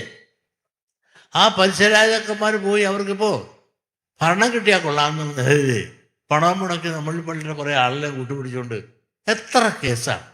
കേസിൽ ഏതെങ്കിലും ഒരെണ്ണം ജയിച്ചോ? ഇപ്പോൾ ദേ ഭരണത്തെ ഏൽപ്പിച്ചാലാന്ന് പറഞ്ഞപ്പോൾ ചിലരെല്ലാം ഷർട്ട് പിടിപ്പിച്ച് പ്രസിഡന്റ് ആകാം, സെക്രട്ടറി ആകാം എന്നൊക്കെ പറഞ്ഞ് നടന്നല്ലോ. ആർക്കെങ്കിലും കിട്ടിയോ? ഇതൊന്നും നടക്കില്ല. കാരണം ഇവിടെ പണ്ട് തൊട്ട് തന്നെ എല്ലാവർക്കും വോട്ടല്ല. ഇവിടെ സെൻട്രൽ ഗവൺമെൻറ് പണ്ടേ അംഗീകരിച്ചിട്ടുള്ള പ്രാതിനിധ്യ വോട്ടാണ്. ഇത് ഇന്ത്യ ഗവൺമെൻറ്റിൻ്റെ കീഴിലാണ്, സ്റ്റേറ്റ് ഗവൺമെൻറ്റിൻ്റെ കീഴിലല്ല. അപ്പോൾ എന്തുകൊണ്ടും കള്ളത്തരം പറഞ്ഞ് നമുക്ക് നേരെ പറയാനുള്ള മാധ്യമമില്ല. 2-3 മാധ്യമം തന്നെ പഴശ്ശിരാജാവിൻ്റെ കയ്യിലാണ്. അവരെല്ലാം ഫീഡിങ് നടത്തിക്കൊണ്ട് നമ്മളെ നശിപ്പിക്കാൻ ശ്രമിക്കുമ്പോൾ നിങ്ങളും ദയവ് ഓർത്തണം, ഒരു പാവങ്ങളെ ഈ സംഘടന നശിപ്പിക്കാൻ ഗുണം ചെയ്തില്ലെങ്കിലും ഇവർക്കൊക്കെ എന്ത് ചെയ്യാനൊക്കെ. SNDP യോഗം എന്ന് ഈ പഴശ്ശിരാജാവിനെ ഒന്നും പച്ച മലയാളത്തിൽ പറയാറുണ്ട്. ഞങ്ങൾ മദ്രാസുകാരനല്ലേ? ഈ മദ്രാസുകാരന് കേരളത്തിൽ എന്ത് ചെയ്യാനൊക്കെ? ശുദ്ധി ജീവിതത്തിലുണ്ടോ? എത്ര ജീവിതത്തെ തകർത്തുണ്ട്. നമ്മുടെ യൂണിയൻ നേതാക്കന്മാരെ എത്ര തെണ്ടിച്ച് കളഞ്ഞു, അതിൻ്റെ വസ്തുവകളെല്ലാം വിറ്റെടുത്ത്. എവിടെ തൊട്ടോ അത് കാശ് ആരിൽ നിന്ന് കൊടുത്തിട്ടുണ്ടോ ആ കാശ് കൊടുത്തവൻ്റെ ആ സ്ഥാപനം കൊണ്ടുപോയ ചരിത്രം വരികയുള്ളൂ. ധർമ്മം ഇവർക്കുണ്ടോ? ആർക്കെന്ത് ധർമ്മം കൊടുക്കും? SNDP എന്തെല്ലാം ധർമ്മം കൊടുക്കുന്നുണ്ട്? എത്രയോ പേർക്ക് ചികിത്സാ സഹായം കൊടുക്കും. നിങ്ങൾ അറിയുന്നുണ്ടോ? മാധ്യമങ്ങൾ അറിയുന്നുണ്ടോ? ലക്ഷക്കണക്കിന് രൂപയാണ് SNDP ചികിത്സാ സഹായങ്ങൾ, വിദ്യാഭ്യാസ സഹായങ്ങൾ. കൂടുതൽ വിദ്യാഭ്യാസ നേടിയവരെ ഇന്ന് MBBS പഠിക്കുന്നവർ തന്നെ 4 പേരെ സ്പോൺസർ ചെയ്ത് പഠിപ്പിക്കുന്നുണ്ട്. ഇതൊന്നും പ്രചരണത്തിന് വേണ്ടി ഞങ്ങൾ പോകാറില്ല. ഒരുപാട് പാവങ്ങൾക്ക് കണ്ണീരൊപ്പാൻ ഒരുപാട് കർമ്മങ്ങൾ ചെയ്യുന്നു. ഇതിനെല്ലാം കാണാതെ കണ്ണടച്ചുകൊണ്ട് SNDP എന്നാ ചെയ്ത് എന്ന് പറയുമ്പോൾ ഈ ചെയ്തതിൻ്റെ ഈ മുമ്പിൽ കാണുന്നതല്ല. അതെ, അതിൻ്റെ വീടിൻ്റെ കാര്യം നിങ്ങളെന്ന് ആലോചിക്കും. കൊല്ലം യൂണിയന് മാത്രം 26 വീട് വെച്ച് കൊടുത്തിട്ടുണ്ട്. എത്ര ആയിരം വീടാണ് കേരളത്തിൽ നമ്മൾ വെച്ചു കൊടുത്തത്? ഇതാരെങ്കിലും കാണുന്നുണ്ടോ? കണ്ണുള്ളവൻ കാണട്ടെ, ചെവിയുള്ളവൻ കേൾക്കട്ടെ, മനസ്സുള്ളവൻ മനസ്സിലാക്കട്ടെ. ഇതാരെയും ബോധ്യപ്പെടുത്താനല്ല. ഏത് സമുദായത്തിലും ധർമ്മം ചെയ്യുന്നു. വീടില്ലാത്തത്ര 26 വീട് ഈ കൊല്ലം യൂണിയനിൽ മാത്രം നിഷേധിക്കട്ടെ ചെയ്തു കൊടുത്തിട്ടുണ്ട്. അതുപോലെ കേരളത്തിലെമ്പാടും ഇതെല്ലാം SNDP ഒന്നും ചെയ്യത്തില്ല. ഈ വിമർശിക്കുന്നവരുണ്ടല്ലോ 5 പൈസ ധർമ്മം കൊടുത്തിട്ടുണ്ടോ? ആരുടെങ്കിലും എന്തെങ്കിലും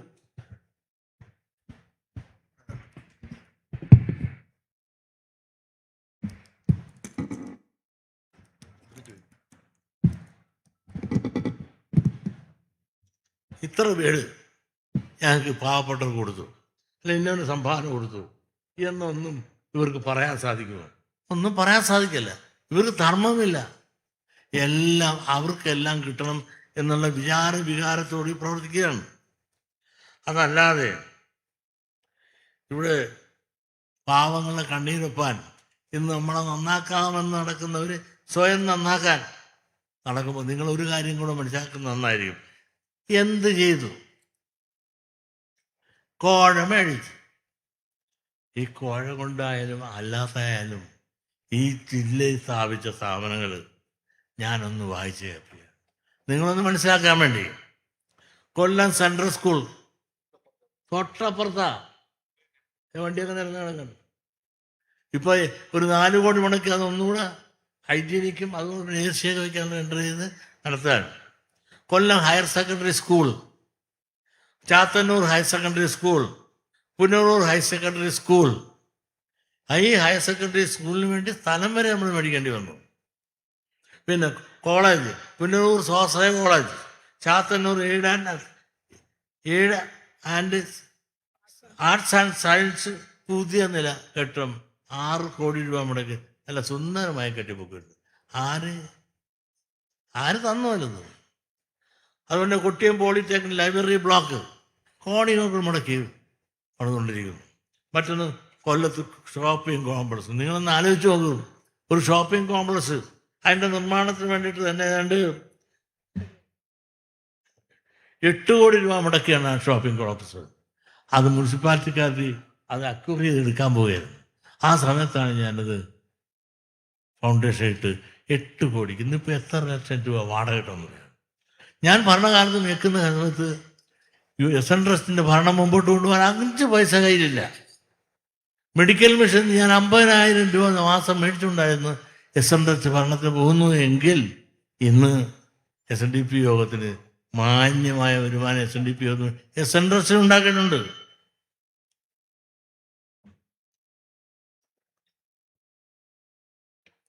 അപ്പോൾ ഇത്രയെല്ലാം പ്രവർത്തനം ചെയ്യുന്ന നമ്മളെയാണ് ഇവരെല്ലാം കുഴപ്പം പറയുന്നത്. അതോടൊപ്പം നിങ്ങൾ അറിയും മെഡിക്കൽ മിഷൻ വരുമ്പോൾ ശങ്കർ സാറിൻ്റെ ഷഷ്ടിപൂർത്തി സ്മാരകമായിരുന്നു. ഇന്നിപ്പോൾ മെഡിക്കൽ മിഷൻ എന്ന് പറഞ്ഞ ആ ഹോസ്പിറ്റലിൽ എത്രയോ നിലയിൽ ഉയർന്നു നിൽക്കുന്നെങ്കിൽ ഇവിടെയുള്ള പല ആശുപത്രിയിലും അവർക്ക് കോടിക്കണക്കിന് കടമുണ്ടെങ്കിൽ നമുക്ക് 5 പൈസ ഇല്ല, കടം മേടിച്ചിട്ടില്ല. 5 പൈസ കടവുമില്ല. ആ ഹോസ്പിറ്റൽ ആരുടെ കാലത്ത് എങ്ങനെ ഉയർന്നു വന്നു? അതിനെ തകർക്കുവാൻ വേണ്ടിയിട്ട് എത്രയോ ഈ ഗോപാലൻ ഉൾപ്പെടെയുള്ളവർ സമരം നടത്തിയില്ലേ? നന്മയ്ക്ക് വേണ്ടി എന്തെങ്കിലും ചെയ്തിട്ടുള്ളൂ. നഴ്സിംഗ് കോളേജ്, അതുപോലെ പാരാമെഡിക്കൽ കോഴ്സ്, അതുപോലെ ലോ കോളേജ്. നിങ്ങൾ നോക്കുക, അപ്പുറത്ത് ഉഗ്രനായ ഒരു ലോ കോളേജ് നമ്മുടെ വലിയ സ്വപ്നമായിരുന്നു. ഈ ലോ കോളേജിൽ നമ്മുടെ കുട്ടികൾ പലരും ഒരു അഡ്മിഷന് വേണ്ടി ലാ അക്കാഡമിയുടെ പുറകെ കിടക്കുകയായിരുന്നു. ഇതൊന്നുമില്ലായിരുന്നപ്പോഴാണ് ഇത് നമ്മൾ വാങ്ങിച്ചത്. അതോടൊപ്പം തന്നെ ചാത്തൂരിൽ 3.5 ഏക്കർ സ്ഥലം വാങ്ങി. കൊല്ലം കോളേജിൽ നിന്ന് പാട്ടത്തിലിരുന്ന സ്ഥലമാണിത്. ഈ പാട്ടത്തിൽ ഇരുന്നുകൊണ്ട് എന്നും നമുക്ക് ശല്യമായിരുന്നു. അതിൽ പക്കം പുരുഷത്തിനെ അഭിനന്ദിക്കാതിരിക്കാൻ അദ്ദേഹത്തിൻ്റെ സാമീപ്യം, അദ്ദേഹത്തിൻ്റെ ശ്രമം കൊണ്ട് ചെറിയ തുകയ്ക്കിൻ്റെ ജന്മാവകാശം നമുക്ക് നേടിയെടുക്കാൻ സാധിക്കും. നിങ്ങൾ ഒരു സത്യം മനസ്സിലാക്കണം. നിങ്ങൾ അറിയുന്നോ, നിങ്ങളുടെ സാമ്പത്തിക വളർച്ചയ്ക്ക് വേണ്ടിയിട്ട് എത്ര ബാങ്ക്, അതായത് കോഓപ്പറേറ്റീവ് ബാങ്ക്, പുനലൂര് ഒരു കോഓപ്പറേറ്റീവ് ബാങ്കുണ്ട്, അതിൻ്റെ നേതാവും കൂടി അപ്പുറം ഇരിക്കുന്നത്, എത്ര കോടി രൂപയാണ് ഡെപ്പോസിറ്റും അവിടുത്തെ പണം അവരാരും മൈക്രോ ഫൈനാൻസിന് കൊടുക്കാൻ പുറത്തുനിന്ന് മേടിക്കുന്നില്ല. ആ ബാങ്കിലെ ഡെപ്പോസിറ്റ് കൊണ്ട് മാത്രമാണ് അവർ മൈക്രോ ഫൈനാൻസിന് പണം കൊടുക്കുന്നത്. അതുപോലെ ചുറ്റി നടത്തുന്നു. ആ ചുറ്റിയിലൂടെ അവർക്ക് ആദായം കിട്ടുന്നു, പലർക്ക് ജോലി കിട്ടുന്നു. ഇത് ആര് മേടിച്ചു കൊടുത്താണ്? ഈ ഇടതുപക്ഷ ഗവൺമെൻറ് ഉണ്ടായിരുന്ന കാലത്ത് തന്നതാണ്. മറ്റേ ഗവൺമെൻറ് ഉണ്ടായിരുന്ന കാലത്ത് ഞാൻ നടന്നു. അത് തൃശ്ശൂർ ജില്ലയിൽ 2-3 തന്നു. പിന്നെ കൊല്ലം ജില്ലയിൽ വന്നപ്പോൾ തന്നില്ല. ചോദിച്ചപ്പോൾ അന്നിരുന്ന് മരിച്ചുപോയൊരു നേതാവുണ്ട്, അദ്ദേഹം പല കണ്ടീഷനൊക്കെ പറയും. ഞാൻ പറഞ്ഞു കണ്ടീഷൻ പറഞ്ഞപ്പോൾ പെടാവില്ലെന്ന് ഞാൻ പറഞ്ഞു. കണ്ടീഷൻ തന്നിട്ട് വേണ്ട. അങ്ങനെ കണ്ടീഷൻ ഒന്നുമില്ലാതെ ഇടതുപക്ഷ ഗവൺമെൻറ് പത്തനാപുരം അവരും കോഓപ്പറേറ്റീവ് ബാങ്കുണ്ട്, കരുനാഗപ്പള്ളി യൂണിയനുണ്ട്, കുന്നത്തൂർ യൂണിയനുണ്ട്, കൊല്ലം എന്നിവിടെ കോഓപ്പറേറ്റീവ് ബാങ്ക് സ്ഥാപിച്ച്, അതായത് ഒരു ബാങ്കാണ് സ്ഥാപിച്ചുകൊണ്ട് നിയന്ത്രണം അവർ നടത്തിക്കൊണ്ട് പോകുമ്പോൾ അവർക്ക് സ്വന്തമായി കുറേ പേർക്ക് ജോലി കൊടുക്കുവാനും അതുപോലെ വളരാനും ഉയരാനും ഒക്കെ സാധിക്കുന്നുണ്ട്. ഈ ഒരു സത്യം നിങ്ങൾ ആര് മനസ്സിലാക്കുന്നുണ്ട്? ഈ കോഓപ്പറേറ്റീവ് ബാങ്ക് ഇങ്ങനെ സ്ഥാപിച്ചു കൊടുക്കുന്നുണ്ടെന്ന് ആരെങ്കിലും മനസ്സിലാക്കിയിട്ടുണ്ടോ? ഇത് ചിലപ്പോൾ എല്ലാം ഞാൻ പറയുമ്പോഴാണ് എന്നെ ജാതിയാക്കണം. ഞാൻ ജാതി പറയും, ഇനിയും പറയും, നാളെയും പറയും. ജാതിയുടെ പേരിൽ നീതി നഷ്ടപ്പെട്ട സമുദായമാണ്. അതുകൊണ്ട് ജാതി പറഞ്ഞു തരുള്ളൂ. ഡോക്ടർ പൽപ്പ് പറഞ്ഞത് എന്താണ്? ഈഴപത്തി പറ്റ ഈഴവനാണെന്ന് പറയുന്നത് ഞാൻ അഭിമാനം കൊള്ളുന്നു എന്നാണ് പറഞ്ഞത്. ജാതി വിവേചനമാണ് ജാതി ചിന്ത ഉണ്ടാക്കുന്നത്. ആ ജാതി വിവേചനം ഇല്ലാതാകണം. ഇവിടെ സാമൂഹ്യനീതി എല്ലാവർക്കും കൊടുക്കണം. ആ എല്ലാവർക്കും സാമൂഹ്യനീതി കൊടുത്താൽ ഈ ജാതി വിവേചനം ഉണ്ടാകില്ല. ജാതി ചിന്ത ഉണ്ടാകുന്നതാണ്, ജാതി വിവേചനമാണ് ജാതി ചിന്ത ഉണ്ടാകുന്നത്. കുമാരനാശനെ പ്രജാസഭയിലേക്ക് പറഞ്ഞയച്ചു ഗുരുദേവൻ. എന്തിനു വേണ്ടി? സമുദായത്തിൻ്റെ അവകാശങ്ങൾ കിട്ടും. ശക്തിയുക്തമായി പ്രസംഗിച്ചല്ലോ. കുമാരനാശൻ ജാതിവാദിയാണെന്ന് ആരെങ്കിലും പറഞ്ഞോ? അതുപോലെ തന്നെ നിവർത്തന പ്രക്ഷോഭം നടത്താൻ മുസ്ലിമും ക്രിസ്ത്യാനിയും ഇഴവനും കൂടെ ഒന്നിച്ച് നിവർത്തന പ്രക്ഷോഭത്തിൽ പോയി. അത് ജാതിവാദിയാണ് ആരെങ്കിലും പറഞ്ഞു? അതുപോലെ ഡോക്ടർ പൽപ്പു മലയാളി മെമ്മോറിയൽ അവതരിപ്പിച്ചു. ഈഴവർക്ക് തിരുവിതാംകൂറിൽ ഉദ്യോഗം കിട്ടണം. ആ അപേക്ഷിച്ചിട്ട് അതിൻ്റെ പേരിൽ അപേക്ഷമായി ചെന്നിട്ട് ആ ഡോക്ടർ പൽപ്പു ഈഴവനാണെന്ന് പറഞ്ഞുകൊണ്ട് ആരും ആക്ഷേപിച്ചിട്ടില്ല. അവർ ന്യായത്തിനും നീതിക്കും ധർമ്മത്തിനും വേണ്ടി ഈ രാജ്യത്ത് അടിച്ചമർത്തപ്പെട്ട അവകാശം നിഷേധിക്കപ്പെട്ട ആ ഈഴവ വിഭാഗങ്ങൾക്കുള്ള നീതിക്ക് വേണ്ടി അവരെന്ന് പറഞ്ഞപ്പോൾ അവരൊന്നും ജാതിവാദിയാണെന്ന് പറഞ്ഞിട്ടില്ല. ഞാൻ എന്നും ഇപ്പോൾ ജാതിവാദിയാണെന്നാണ് പറയുന്നത്. കുമാരനാശാൻ്റെ കസേരയിൽ ഇരുന്നുകൊണ്ട് ഞാൻ കുമാരനാശാൻ്റെ കസേരയിൽ ഇരിക്കാൻ ഒരു യോഗ്യത എനിക്കില്ല. ഞാൻ കുമാരനാശാൻ്റെ കസേരയിൽ ഇരിക്കുന്ന ഒരു കാവൽക്കാരൻ വേണം. ആ കാവൽക്കാരനായി ഇരുന്നുകൊണ്ട് കുമാരനാശാൻ ആർക്കെല്ലാം വേണ്ടി എന്തെല്ലാം ഈ അടിച്ചമർത്തപ്പെട്ടവർക്ക് വേണ്ടി പറഞ്ഞോ ആ കർമ്മങ്ങളും ഗുരുദേവൻ പറഞ്ഞ ധർമ്മങ്ങളും പ്രായോഗിക തലത്തിൽ നടത്തുവാൻ ശ്രമിക്കുന്ന ഒരു ധർമ്മപടൻ മാത്രമാണ്. നിങ്ങളൊന്ന് ആലോചിച്ച് നോക്കൂ, ഈ ഗുരുധർമ്മം ഏറ്റവും കൂടുതൽ പ്രചരിപ്പിക്കുന്ന ആരാണ്? നമ്മുടെ സഹോദരിമാരെ. ശിവരിമണ എന്ത് ചെയ്യുന്നു? അവരെന്നെപ്പോലും തള്ളുകയാണ്. ഇവിടുത്തെ പ്രസിഡന്റ് എല്ലാവരും ഞാൻ പറഞ്ഞില്ല, അവരെന്ത് ചെയ്യുന്നുണ്ട്? അവരുടെ പൂർവാശ്രമത്തെ പറ്റി പറയാൻ കൊള്ളാത്ത പൂർവാശ്രമം. അവർക്ക് എന്താ വേണം? പണമാണ് വേണ്ടത്, അല്ലാതെ ഗുരുധർമ്മം പ്രചരിപ്പിക്കാനല്ല. അവിടെ വേദിയിൽ ആർക്കാണ്? ഏറ്റവും പണക്കാരായ ആളുകൾക്ക് വേദി, നമുക്കെല്ലാം സാമീപ്യം. നമ്മളെല്ലാം എത്രയോ ജാഥകളായി ആഹാരവും കൊടുത്തും പദയാത്രയായി ചെന്ന ഏതെങ്കിലും യൂണിയനിൽ ഒരു പരിഗണന കിട്ടുന്നുണ്ട്. ഇതെല്ലാം പരിഗണന കിട്ടണമെങ്കിൽ നമ്മളെല്ലാം ഒന്നായി, നമ്മളെല്ലാം ഒരേ മനസ്സോടുകൂടി മുമ്പോട്ട് പോകാൻ സാധിക്കണം. നിങ്ങളൊന്ന് ആലോചിച്ച് നോക്കണം. മുസ്ലിം സമുദായത്തിന് ഞാനൊരു വിരോധിയല്ല. ഒരു സത്യം ഞാൻ മുൻപ് പറഞ്ഞപ്പോൾ ഞാൻ മുസ്ലിം സമുദായത്തിന് മൊത്തം വിരോധിയായിട്ട് വ്യാഖ്യാനിച്ചല്ലേ. ഞാൻ അണ്ണാ പൊണ്ണ എന്നൊക്കെ പറഞ്ഞവരോട് കൂടെ നടന്നതല്ലേ? എന്തിനു വേണ്ടി? ഇവിടെ വിദ്യാഭ്യാസ രീതി കിട്ടാൻ. അങ്ങനെ ഒരു വിദ്യാഭ്യാസം നടന്നപ്പോൾ മലപ്പുറത്ത് ഒന്നും തന്നിട്ടില്ല എന്ന് മലപ്പുറത്ത് പോയി പറഞ്ഞപ്പോൾ ഞാൻ ജാതിവാദിയായി. അങ്ങനെയാണോ വേണ്ടത്? അവർ ചെയ്യേണ്ടത് തന്നെയാണ്. അവർ വിളിച്ച് നിങ്ങൾക്ക് എന്താണ് കുറവ്, നമുക്ക് നേടാൻ സാധിച്ചില്ലെന്ന് ഞങ്ങൾ തരാം എന്നുകൊണ്ട് പറയുന്നതിന് പകരം നമ്മളെ തകർക്കാനാണ് ശ്രമിച്ചത്. നിങ്ങളൊന്ന് ആലോചിച്ച് നോക്ക്. സച്ചാർ കമ്മീഷനും പാലോളി കമ്മീഷനും നിയമിച്ചുകൊണ്ട് രാഷ്ട്രീയാധികാരം കൈവശം വെച്ചുകൊണ്ട് അവർ എന്ത് നേടി? അവർ കുറവുകൾ പരിഹരിക്കുവാനും ആ കുറവുകൾ ഗവൺമെൻറ്റിനെ കൊണ്ട് നടപ്പിലാക്കുവാനും അവരുടെ രാഷ്ട്രീയ അധികാരം ഉപയോഗിക്കാൻ അവർക്ക് സാധിച്ചു. കാരണം മുസ്ലിം ലീഗ് ഒരു രാഷ്ട്രീയ ശക്തിയായി, രാഷ്ട്രീയ പാർട്ടിയായി, അധികാമന്ത്രിയായി അവരുടെ സമുദായത്തിന് അവകാശപ്പെട്ടത് അതിൻ്റെ അപ്പുറവും അവർ വാങ്ങുന്നുവെങ്കിൽ അവർ വോട്ട് ബാങ്കാണ്. വോട്ട് ബാങ്ക് രാഷ്ട്രീയമാണെന്നുള്ളത്. ക്രിസ്ത്യൻ സമുദായം എന്താണ്? ജോസഫ് കമ്മീഷൻ, കോശി കമ്മീഷൻ വെച്ചുകൊണ്ട് ക്രിസ്ത്യൻ സമുദായത്തിൻ്റെ പോരായ്മകൾ എന്തെന്ന് നോക്കിക്കൊണ്ട് പരിഹരിക്കണമെന്ന് പറഞ്ഞ് കമ്മീഷൻ വെച്ച കമ്മീഷൻ്റെ ഉത്തരവിൻ്റെ അടിസ്ഥാനത്തിൽ കണ്ടില്ലേ, ഈ ഗവൺമെൻറ് ഇറങ്ങാൻ നേരത്ത് മുട്ട വെച്ച് ഒപ്പിട്ട് കോശി കമ്മീഷൻ്റെ ഉത്തരവനുസരിച്ച് ക്രിസ്ത്യൻ സമുദായത്തിൻ്റെ പിന്നോക്കാവസ്ഥയും മറ്റും പരിഹരിക്കുവാൻ അവർക്ക് കോടിക്കണക്കിന് രൂപ കൊടുക്കാനുള്ള ഒപ്പിട്ട് കൊടുത്തില്ലേ? നമുക്ക് ആരെന്ത് തന്നു? ഇതെങ്കിലും മനസ്സിലാക്കുവാൻ. ഈഴവത്തിപ്പറ്റ ഈഴവനാണെന്ന് പറഞ്ഞ് നമ്മുടെ ചിറയിൽ കൂടി ഓടുന്ന രക്തമാണെങ്കിൽ നമുക്ക് സാമൂഹ്യ നീതി വേണ്ടേ? മറ്റുള്ളവരെല്ലാം ഓരോ കമ്മീഷൻ നിയമിച്ചുകൊണ്ട് ഈ രാജ്യത്തിൻ്റെ സമ്പത്തുകൾ ചോർത്തിക്കൊണ്ടു പോകുമ്പോൾ നമുക്കെന്ത് കിട്ടി? ഇത് വാങ്ങാനുള്ള ആർജവം വേണ്ടേ? അതിൽ സംഘടിച്ച് ശക്തരാകണ്ടേ?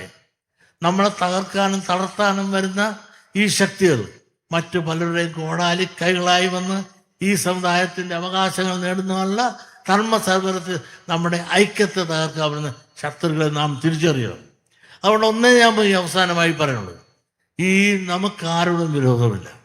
ഈ പറഞ്ഞ സാമൂഹ്യ സാമ്പത്തിക രാഷ്ട്രീയമായും പിന്നോക്കം നിൽക്കുന്ന ഈഴവ സമുദായത്തിൻ്റെ സാമൂഹ്യ പിന്നോക്കാവസ്ഥ പഠിച്ച് പരിഹാരം നിർദ്ദേശിക്കാനും അത് നടപ്പിലാക്കുവാനും ഒരു കമ്മീഷനെ ഈ ഗവൺമെൻറ് നിയമിക്കണം. ആ നിയമിച്ചുകൊണ്ട് ഈഴവ സമുദായത്തിന് സാമൂഹ്യമായി, സാമ്പത്തികമായി, രാഷ്ട്രീയമായി ഉള്ള ആ പിന്നോക്കാവസ്ഥ പരിഹരിക്കുവാൻ, മറ്റ് സമുദായങ്ങളെ ഉദ്ധരിക്കുവാൻ വേണ്ടി ഗവൺമെൻറ് കാലാകാലങ്ങളിൽ രാഷ്ട്രീയ പ്രഷറിലൂടെ അവർ കമ്മീഷൻ വെച്ചെടുത്ത് നേടിയതുപോലെ നമ്മൾ നേടിയവരൊന്നും കുറ്റം പറയുന്നില്ല. നമുക്കും സാമൂഹ്യ നീതി കിട്ടണം. ആ സാമൂഹ്യ നീതി കിട്ടണമെങ്കിൽ ഈഴവരുടെ പിന്നോക്കാവസ്ഥ പഠിക്കുന്നതിന് വേണ്ടി ഒരു കമ്മീഷനെ ഈ ഗവൺമെൻറ് നിയമിച്ചുകൊണ്ട് നമുക്ക് അതിൻ്റെ പരിഹാര നിർദ്ദേശവും അതിൻ്റെ പരിഹാരവും കാണുവാൻ ഈ ഗവൺമെൻറ് തയ്യാറാകണം. അതിനു വേണ്ടി ഒരു മൂന്നാം നിവർത്തന പ്രക്ഷേപണമാണ് ആവശ്യമുണ്ടെങ്കിൽ അതിനുള്ള തയ്യാറെടുപ്പ് നമ്മൾ ഓരോരുത്തരും എടുക്കണമെന്ന് മാത്രമേ ഈ തരുണത്തിൽ എനിക്ക് അപേക്ഷിക്കാനുള്ള അഭ്യർത്ഥനയാണ്. നിങ്ങളൊന്ന് ആലോചിക്കുക, നമ്മുടെ ഐക്യത്തിൻ്റെ കുറവുണ്ട്. ഈ കേരള നിയമസഭയിൽ കഴിഞ്ഞ പ്രാവശ്യമായി ഈ പ്രാവശ്യമായി പ്രാതിനിധ്യം ഈഴവ സമുദായത്തിന് എത്രയുണ്ട്? മറ്റുള്ളവരെല്ലാം എണ്ണി കൊണ്ടുപോകുന്നു, കണക്ക് പറഞ്ഞു കൊണ്ടുപോകുന്നു. അപ്പം നമുക്ക് കണക്ക് പറയാനോ നേടാനോ ഉന്നതതലങ്ങളിൽ മന്ത്രികളെ സൃഷ്ടിക്കാനോ ഓരോരുത്തരും മന്ത്രിയെ സൃഷ്ടിക്കുന്നു. ജാതി പറഞ്ഞവനും മന്ത്രിയാകുന്നു, നീതി പറഞ്ഞവൻ തെണ്ടിയാകുന്നു. അതല്ലേ നമ്മൾ കാണുന്നത്. മതമാണെന്ന് പറഞ്ഞിട്ട് അതിനേറ്റ് പറഞ്ഞത് ശരിയാണെന്ന് പറയാൻ ഇവിടെ ആരെങ്കിലും ഉണ്ടോ? വെള്ളാപ്പള്ളി ദേശം നീതി പറയുമ്പോൾ അത് ജാതിയും, മറ്റുള്ളവർ പറയുമ്പോൾ നീതിയും, ഞാൻ പറഞ്ഞ ജാതി. ഇതെല്ലാം തിരിച്ചറിഞ്ഞുകൊണ്ട് സമുദായം ഒറ്റക്കെട്ടായി ഒരണിയായി മുമ്പോട്ട് പോകാനുള്ള ചിന്തകളും ഭാവനകളും നിങ്ങൾക്കെല്ലാം ഉണ്ടാകട്ടെ എന്ന് പ്രാർത്ഥിച്ചുകൊണ്ടും എനിക്ക് ഇത്രയും ഗംഭീരമായ, കൊല്ലം കണ്ടതിൽ വെച്ച് ഏറ്റവും ഗംഭീരമായ ഒരു സ്വീകരണം നൽകി ആദരിക്കുക എന്ന് പറയാൻ നിങ്ങൾ സ്വീകരിച്ചതിന് തുല്യമാണ്. നിങ്ങൾ നൽകിയ ഈ ആദരവിന് 100,000 നന്ദി പറയുന്നതോടൊപ്പം ഈ പത്രപ്രവർത്തകരൊന്ന് അതോടൊപ്പം ദൃശ്യമാധ്യമങ്ങളും പ്രത്യേകം ഈ പാവപ്പെട്ട സമുദായത്തെ ദ്രോഹിക്കരുത്. സത്യങ്ങളായിരിക്കണം നിങ്ങൾ പറയേണ്ടത്, അനീതി പറയരുത്. ഇപ്പോൾ തന്നെ ഞങ്ങളെപ്പറ്റി എന്തെല്ലാമാണ് പറഞ്ഞുകൊണ്ടിരിക്കുന്നത്. നിങ്ങൾക്കെന്ത് രോഗം ഞങ്ങൾ ചെയ്തു? നിങ്ങൾ സത്യത്തിൻ്റെ പാതയിൽ നിന്നുകൊണ്ട് നീതിയും ധർമ്മത്തിൻ്റെയും പാതയിൽ നിന്നുണ്ട്. ഇവിടെ വ്യവസായ കച്ചവടമായി വരുന്ന പലിശ രാജാക്കന്മാർ പറയുന്നു അവർ ചെയ്ത കൊള്ളകളുടെ എണ്ണം നിരത്തി വെക്കാനാണ്. എന്നുണ്ടെങ്കിൽ ഇവരെല്ലാം ഈ ദൈവം പോലും ശിക്ഷിക്കാതെ കിട്ടുന്ന അവസ്ഥ എന്തെല്ലാം കൊള്ളതായ്മ ഇവർ പ്രവർത്തിക്കും. ഇതൊന്നും പറയാനുള്ള തൻ്റെ എല്ലാവർക്കും പരസ്യവും പണവും മതി. ദയവ് ചെയ്ത് ഞങ്ങളെ സഹകരിക്കണമേ എന്ന് അവരോട് പ്രത്യേകം അഭ്യർത്ഥിച്ചുകൊണ്ട് ഞാൻ നിർത്തുന്നു. നന്ദി, നമസ്കാരം.